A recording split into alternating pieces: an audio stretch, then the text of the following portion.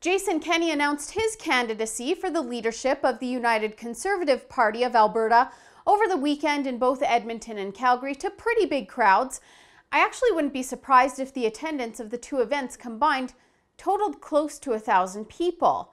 The groups were pretty jubilant, cheering when Kenney was absolutely unforgiving of the Alberta NDP, Notley, the federal Liberals, and Justin Trudeau, and when he made it clear that Albertans just shouldn't make any apologies for who they are. The atmosphere at the Calgary event was definitely one of excitement, but there was also a sense of relief, warmth, content, maybe a combination of all of those things. This guy is beloved by his supporters. He accepted hugs and kisses, and one very sweet moment, a little girl jumped out of her seat to give him a squeeze on his way to the podium, just to give you an idea of how well liked he is by his base. Like Jean in his announcement last week, Kenney didn't offer a whole lot of anything new in his 45-minute speech.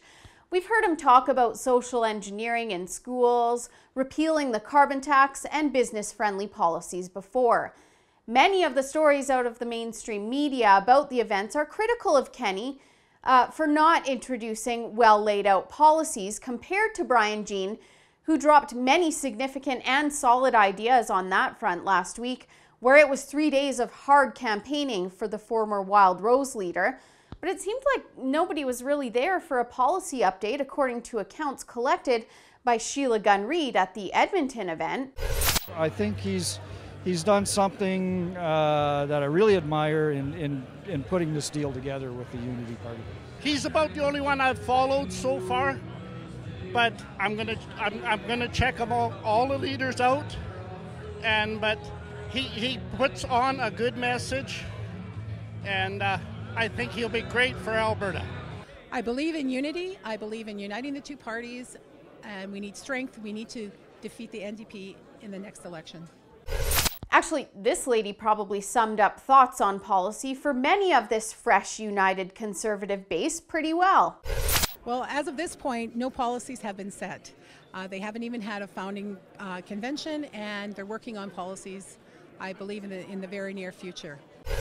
Yet the mainstream media had their usual gripes, of course. He was criticized for attacking the NDP and Justin Trudeau too much, not talking enough about the LGBTQ community and social issues, and of course because he didn't scrum after it was all said and done. And the CBC even reported on the donation buckets being passed around like this is something foreign that hasn't been happening since, forever at political campaign stops. But I don't really think Kenney came to talk policy or address the media, and even though it's anyone's race right now, you can always kind of tell who the front runner is in the minds of the MSM when they're coming out swinging so early in the game. From the outside, it looked like Kenney came to address his supporters and maybe to make some new ones along the way. And I want to criticize Jason Kenney so badly on this event. But if his goal was to rally the troops, it was definitely a success for his campaign. At the end of the event, I saw people lined up to buy memberships, meaning that a lot of them entered that room without their minds made up. But that had clearly changed once they were out the door.